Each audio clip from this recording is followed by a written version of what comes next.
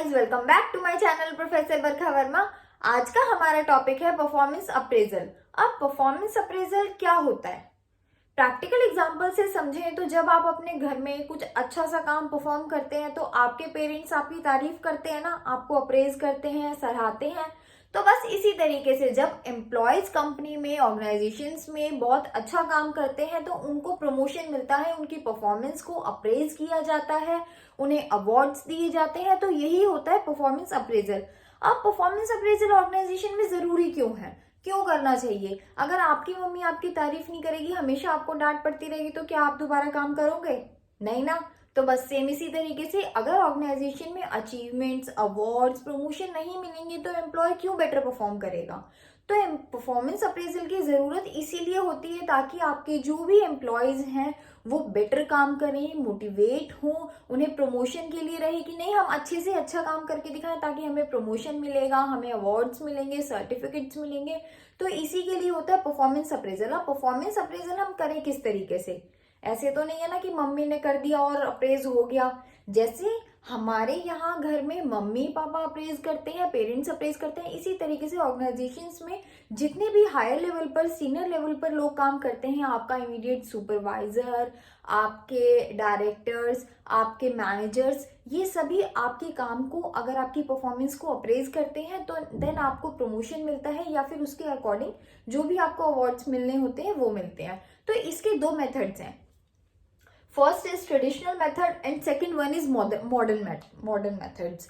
तो traditional methods में क्या होता है, आपके कुछ मेथड्स हैं जिनको हम ट्रेडिशनली पुराने टाइम से यूज करते आ रहे हैं, बट अब कुछ और मेथड्स भी आ चुके हैं जिनको आजकल ऑर्गेनाइजेशंस में यूज किया जा रहा है, बट ये थोड़ा सा ज्यादा टाइम कंज्यूमिंग होते हैं और एक्सपेंसिव होते हैं।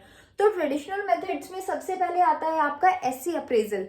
एससी अप्रेजल में क्या होता है कि आप एक एम्प्लॉय के बिहेवियर के बारे में, उसकी परफॉर्मेंस के बारे में एक प्रॉपर पैराग्राफ लिखते हैं, एक एसे लिखते हैं जिसमें उसके काम को डिफाइन किया गया होता है, उसकी स्ट्रेंथ को, उसकी वीकनेस को, उसने कौन सा काम अच्छा किया है, पूरे एविडेंसेस, एग्जांपल्स के साथ आप उसके बारे में एक डिस्क्रिप्टिव एसे लिखते हैं। That is the essay appraisal. Second है आपका straight ranking method. Straight ranking method में जैसे आपको क्लास में फर्स्ट टू थर्ड रैंकिंग मिलती है, इसी तरीके से ऑर्गेनाइजेशंस में भी फर्स्ट टू 10 में रैंकिंग मिलती है कि कौन बेस्ट परफॉर्मर है, कौन उससे नेक्स्ट बेस्ट है, कौन उससे नेक्स्ट बेस्ट है, देन एक्सेट्रा एक्सेट्रा, फिर वर्स्ट, नेक्स्ट वर्स्ट। तो इस तरीके से सबसे एंड में वर्स्ट परफॉर्मर आता है। तो यही होती है रैंकिंग, जिसमें सबसे पहले सबसे अच्छा, फिर उससे बुरा, उससे बुरा, उससे बुरा, एंड में सबसे बुरा। तो यही होती है स्ट्रेट रैंकिंग मेथड। देन आता है आपका पेयर्ड कंपैरिजन। पेयर्ड कंपैरिजन में क्या होता है, सपोज आपकी ऑर्गेनाइजेशन में 4 लोग काम करते हैं, ABCD। तो इसमें क्या करेंगे, आप पेयरिंग करके कंपेयर करेंगे। ए को बी से कंपेयर करेंगे, बी को सी से कंपेयर करेंगे, सी को डी से कंपेयर करेंगे, देन डी को बी से कंपेयर करेंगे एंड ई को सी से कंपेयर करेंगे। आपको इस बात का ध्यान रखना है कि वापस आप जब ए और बी को कंपेयर, ए को बी से कंपेयर कर चुके हैं तो बी को ए से नहीं करना होगा आपको। इसका एक फॉर्मूला भी होता है जिसमें आपको ये निकालना होता है। सपोज आपकी ऑर्गेनाइजेशन में 16 लोग काम करते हैं तो उसमें आपका आंसर आएगा 15। तो इस तरीके से आपको ये कंपेयर्ड कंपैरिजन होता है जिसमें कि हम पेयर बना के लोगों को, हर एक एम्प्लॉय से कंपेयर करते हैं। देन आता है आपका चेकलिस्ट मेथड। चेकलिस्ट में आपने खुद भी देखा होगा, कभी आप लोगों ने चेकलिस्ट ऐसे बॉक्सेस बने होते हैं ना, इनको यस और नो में फिल करना होता है। तो इसमें क्या होता है कि प्रॉपर स्टेटमेंट्स प्रोवाइडेड होती है कि क्या वो पर्सन रेगुलर जॉब पर आ रहा है या नहीं, इज ही रेगुलर और not, is he maintaining the discipline और नॉट, आपका जो डिसिप्लिन है वो मेंटेन कर रहा है या नहीं मेंटेन कर रहा, उसका बिहेवियर कैसा है, is he consistent in his work, consistently performing. तो इस तरीके से कुछ फ्रेजेस या कुछ सेंटेंसेस प्रोवाइडेड होते हैं जिसमें मैनेजर को, जो भी आपका सुपरवाइजर है, जो आपको इवैल्यूएट कर रहा है, उसको यस और नो में टिक करना होता है। Yes no, yes no.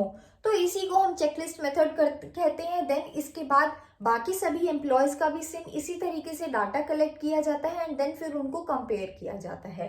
फिर आता है आपका वेटेड चेकलिस्ट मेथड। अब वेटेड चेकलिस्ट मेथड में क्या होगा कि आपका जो ये सर ये जो स्टेटमेंट्स हैं, इन्हीं स्टेटमेंट्स को हम एक वेटेज प्रोवाइड कर देंगे कि रेगुलरिटी हमारे मैनेजर के लिए कितनी ज़्यादा इम्पोर्टेंस रखती है।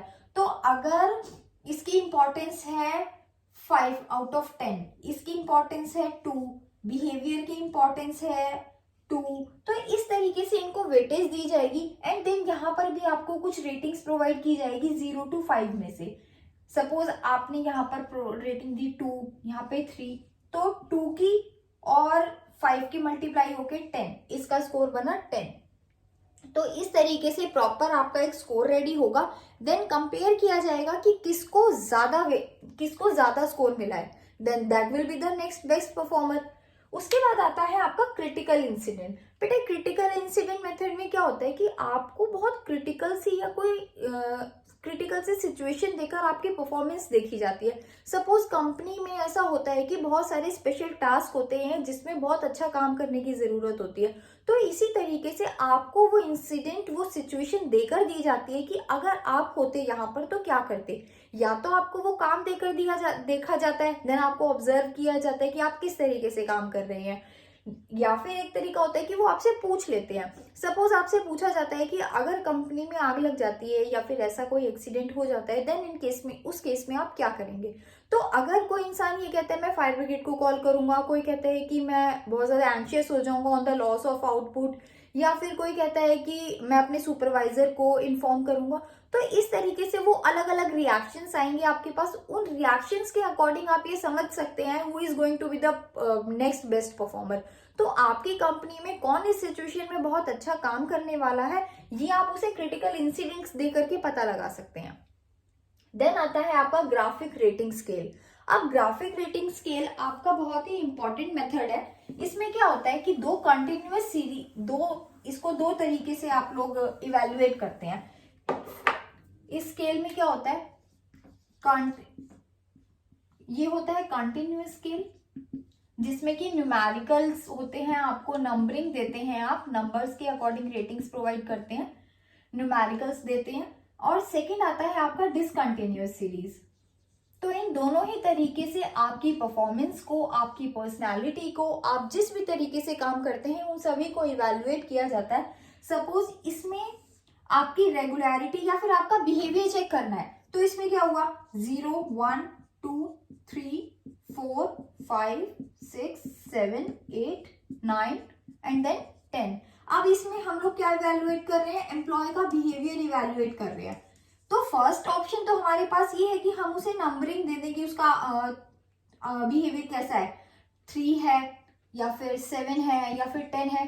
तो आप नंबरिंग दे करके उसके बिहेवियर को इवैल्यूएट कर सकते हैं। अदरवाइज डिसकंटिन्यूअस सीरीज की बात करें हम, तो हम ये कह सकते हैं कि जिसका 0 रैंकिंग आ रही है उसका बिहेवियर बहुत ही पुअर है, जिसकी 3 आ रही है उसका बिलो एवरेज है,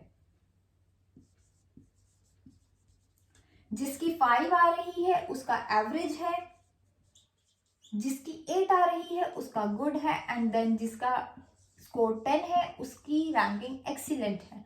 तो आप इस तरीके से उनको कैटेगरी वाइज डिफाइन कर सकते हैं, जो कि आप डिसकंटिन्यूअस सीरीज में करते हैं। यानी ग्राफिक रेटिंग स्केल में आप दो तरीके से इवैल्यूएट करते हैं, या तो आप कंटिन्यूअस सीरीज में इवैल्यूएट कर सकते हैं या फिर आप डिसकंटिन्यूअस सीरीज में।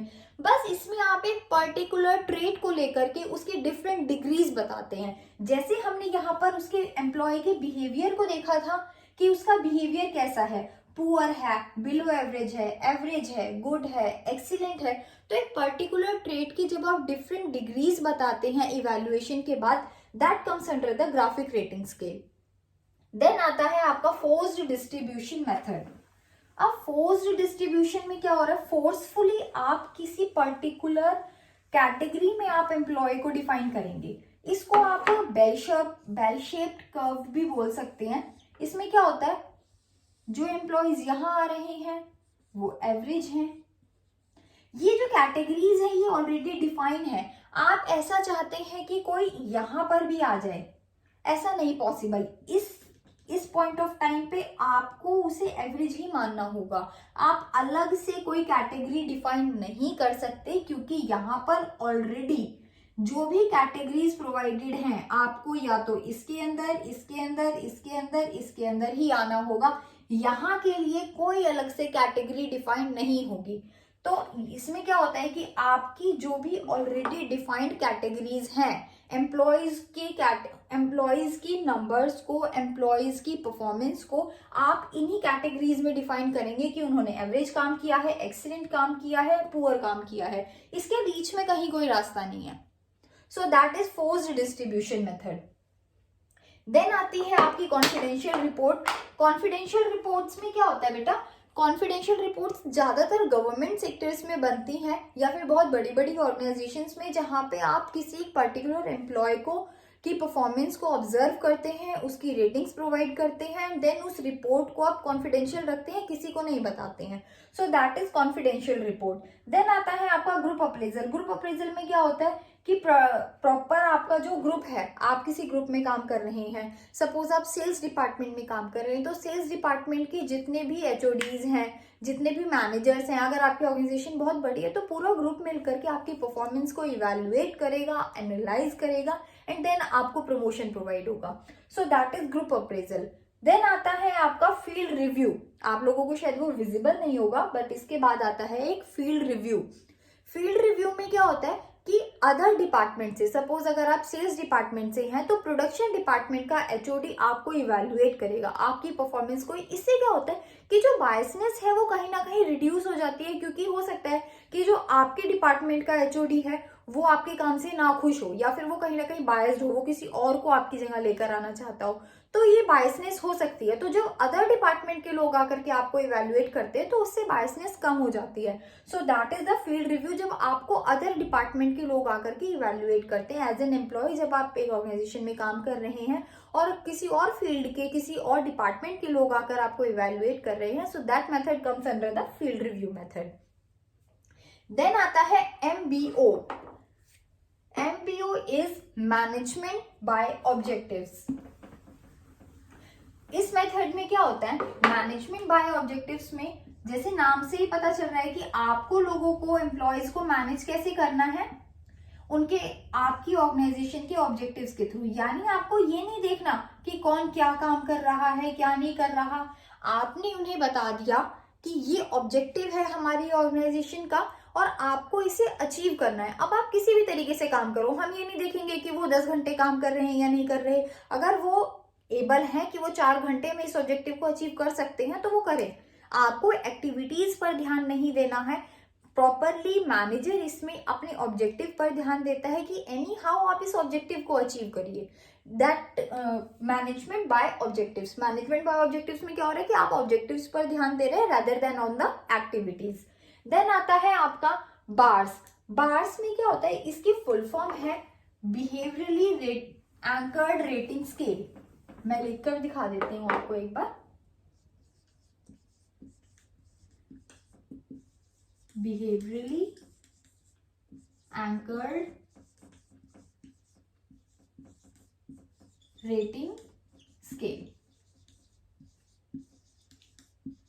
ये जो मेथड है ये कॉम्बिनेशन है आपके दो मेथड्स का, critical incident method and graphic rating scale. इन दोनों के कॉम्बिनेशन को ही हम बार्स कहते हैं, यानी बिहेवियरली एंकर्ड रेटिंग स्केल। अब आपको ये थोड़ा टिपिकल या साइंटिफिक सा लग रहा होगा। Yes, this is a scientific method. इसमें क्या होता है कि पहले आपको एक क्रिटिकल इंसिडेंट दिया जाता है, देन आपका जो सुपरवाइजर है आपको ऑब्जर्व करता है how you are performing, how is your performance is going on.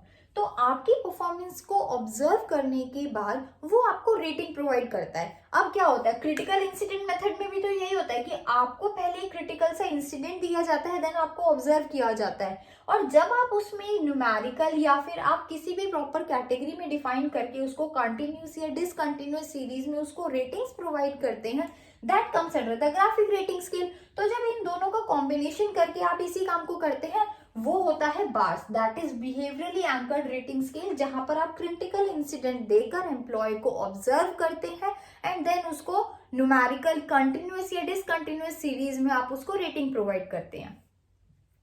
फिर आता है आपका assessment centres.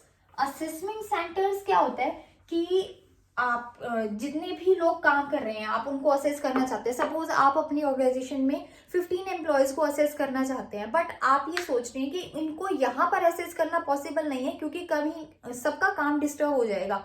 Basically assessment centres में क्या होता है कि ये उन एम्प्लॉयज को इवेल्युएट किया जाता है जिनको आप फ्यूचर में प्रमोशन देने वाले हैं, और आप ये टेस्ट करना चाहते हैं कि whether they will be able to work that और नॉट। तो आप क्या करते हैं कि बाहर से आउटसोर्स करते हैं कोई असेसमेंट सेंटर, जहां पर आप ले जाकर उन्हें फ्यूचर में जो काम करना है, जिस पोस्ट के लिए आप उन्हें देख रहे हैं फ्यूचर में, उस काम को करा कर देखते हैं। तो असेसमेंट सेंटर में बेसिकली आपको आउटसोर्स करते हैं हम एक सेंटर, वहां पर उनसे फ्यूचर रिलेटेड यानी फ्यूचर में जिस पोस्ट पर हम उस एम्प्लॉय से काम कराना चाहते हैं उस काम को करा कर देखते हैं, ऑब्जर्व करते हैं, देन ये डिसाइड करते हैं कि whether they are able to get the promotion और नॉट।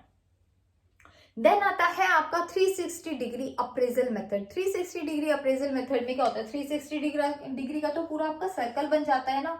तो बस यही समझ लीजिए क्या होता है कि जो भी आपके साथ काम करने वाले कलीग्स हैं, पीयर्स हैं, जो आपके सुपरवाइजर्स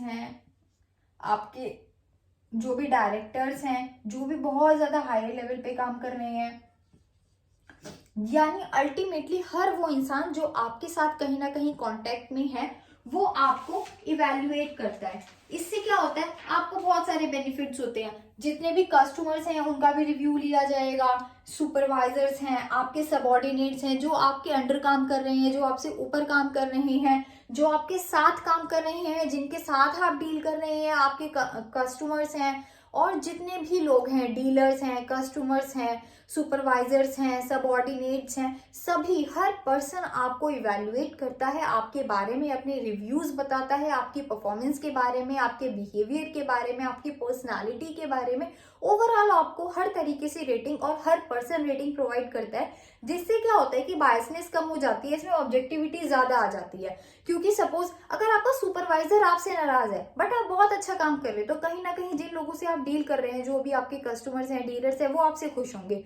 तो अगर सपोज एक पर्सन ने आपकी रेटिंग खराब कर भी दी तो दूसरा पर्सन तो आपकी रेटिंग अच्छी देगा ना। तो इससे क्या होता है कि बायसनेस कम हो जाती है। तो 360 डिग्री में क्या होता है कि हर वो पर्सन जिसके साथ आप डील कर रहे हो अपने काम के दौरान, वो आपको इवेल्युएट करता है। So that is 360 degree appraisal method. फिर आता है आपका HRA, that is human resource accounting. Human resource accounting में क्या होता है, ह्यूमन रिसोर्स कौन है, वही हम एज एन एम्प्लॉय। अगर हम एक ऑर्गेनाइजेशन में काम कर रहे हैं तो हम उस ऑर्गेनाइजेशन के ह्यूमन रिसोर्स हुए ना, हम ही लोगों से तो काम चल रहा है। तो ह्यूमन रिसोर्स अकाउंटिंग में क्या होता है कि जब आप एक पर्सन को हायर करते हैं तब आप उनके इंटरव्यू के लिए एक्सपर्ट्स को भी हायर करते हैं, उनका इंटरव्यू कंडक्ट कराते हैं।